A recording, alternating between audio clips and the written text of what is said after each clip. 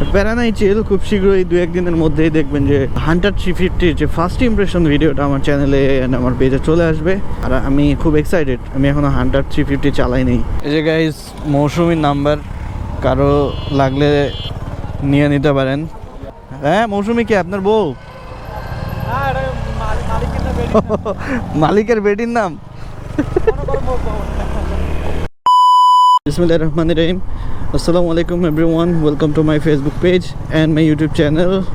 আশা করি সবাই ভালো আছেন। আলহামদুলিল্লাহ, আমিও ভালো আছি। তো অনেকদিন পরে মোটো ব্লগিং করতেছি। আসছিলাম একটু আশুলিয়ার দিকে, এখন যাচ্ছি সরাসরি উত্তরের দিকে। তাই একটা জিনিস খেয়াল করলাম, ঢাকা শহরের অলিতে গলিতে রয়্যাল এনফিল্ড চলাফেরা করতেছে। মানে হায়ার সিসি একটা ভাইব, মানে হায়ার সিসির যে এরাটা শুরু হইলো, মানে এটা পুরো আমরা চোখ থেকে দেখতে পারলাম। আর হ্যাঁ, অলিতে গলিতে সব জায়গায় এখন হান্টার দেখা যায়, বুলেট দেখা যায়, ক্লাসিক দেখা যায়। আরও হায়ার সিসিগুলো নামতে লেট হচ্ছে কেন? বাংলাদেশে যে সিন্ডিকেট আছে, 150 সিসির যে সিন্ডিকেটগুলা, তারা আসলে হায়ার সিসি নামার ক্ষেত্রে বিভিন্ন বাধা বিপত্তি সৃষ্টি করতেছে। বিকজ হায়ার সিসি যদি নেমে যায়, ওদের স্টকগুলা খালি হবে না। মানে দেখা যাবে যে 150 সিসি আর সেল হচ্ছে না, এরকম অবস্থা। অলরেডি এখনই রেশিও দেখলাম অনেক কমে গেছে। মানে 150 সিসি আগের মতো সেল হচ্ছে না। তার মানে যারা বায়ার, যাদের মানে ক্যাশ রেডি আছে বাইক কেনার, তারা হয়তো বা হায়ার সিসি নিয়ে নিচ্ছে। আবার অনেকের দেখা যাচ্ছে যে ওয়েট করতেছে তাদের পছন্দের বাইকটা নামার জন্য। যেমন পালসারের RS নামবে, NS নামবে, 4 ফিট 200 সিসিটা নামবে, তারপরে অ্যাপাচি 350 RRটা নামবে, ওইটার নেকেটটা নামবে। সো অনেক অপশন পাওয়া যাবে মানে সামনে ইনশাল্লাহ। তো এখন যারা 5-6 লাখ টাকা খরচ করে বাইক কিনবে 150 সিসি, তারা আলটিমেটলি লস করবে। আর বুলেট টুলেট তো অলরেডি নেমেই গেছে। So yeah, that's what it is. চলতেছে। আমারও চিন্তাভাবনা আছে হায়ার সিসি নেয়ার, ইনশাল্লাহ। আল্লাহ যদি বাঁচায় রাখেন তাহলে দেখা যাক, আরও অপশন আসুক। আর রয়্যাল এনফিল্ড আমার পার্সোনালি, মানে ওভারঅল রয়্যাল এনফিল্ড তো একটা মানে রয়্যাল বাইক না, তো ওইটা পালার মতো অ্যাবিলিটি এখনও আমার হয় নাই। সো এই কারণে রয়্যাল এনফিল্ড নেওয়ার ইচ্ছা নাই। বাট সামনে যখন মানে ক্যাপাবিলিটি হবে, তখন ইনশাআল্লাহ রয়্যাল এনফিল্ড একটা পার্কিংয়ে রাইখা দিব। মাঝে মধ্যে একটু বের হব, পার্ট টার্ট নিব, আবার ঢুকায় রাখবো। আর হ্যাঁ, আমার ফ্রেন্ড ইয়াসিন সাদ উর্ফ মোটরিস্ট রয়্যাল এনফিল্ড হান্টার 350 নিয়ে নিছে। সো আজকে ট্রাই করব ওইটা একটু রাইড করার। ওরে এখন আমি দিয়াবাড়িটা পার হয়ে ওরে আমি ফোন দিব যে তুই কই আসোস। আচ্ছা, আমার ক্যামেরা কি চলে? ইয়েস। আর ওর বাইকের ব্রেকিং পিরিয়ডটা শেষ হলে আমার 4B's সাথে রয়্যাল এনফিল্ডের একটা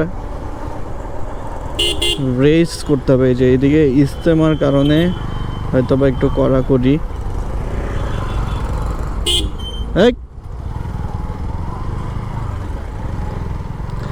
ইজতেমা হচ্ছে, তো এই কারণে আর কি।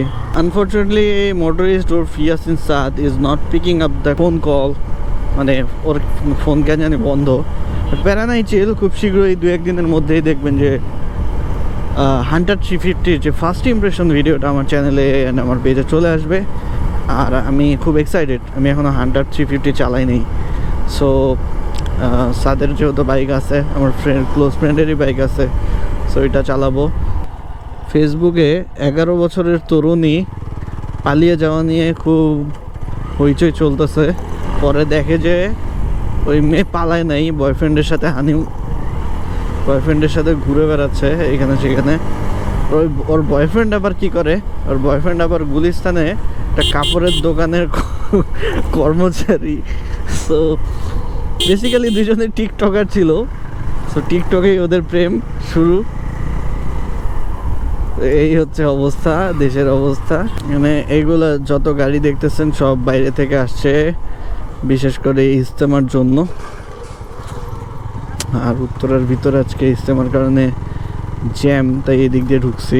ফুয়েল একদম নীল দেখাচ্ছে, রিস্ক নেওয়া যাবে না। পিছনে ফুয়েলের ছেড়ে আসছে আর কি, ফুয়েল নিয়ে নেই এখান থেকে। নর্মালি আমি খোলা তেল নেই না, বাট আজকে ঠেকায় পয়রা নিতে হবে, কিছু করার নেই। এখানে কই জানি দেখলাম, এই তো পেয়ে গেছে।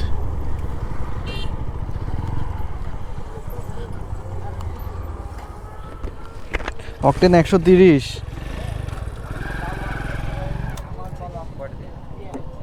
একটা দাও।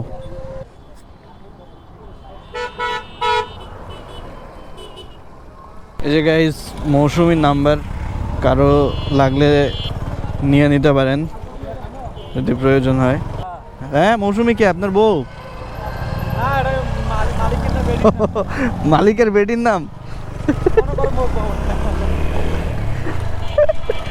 তো বড় গরু, এটা মেবি জবাই দেয়া হবে। আমি জ্যামে পড়ে গেছি মামা, এদিক দিয়ে যাবো না ওই দিক দিয়ে যাবো,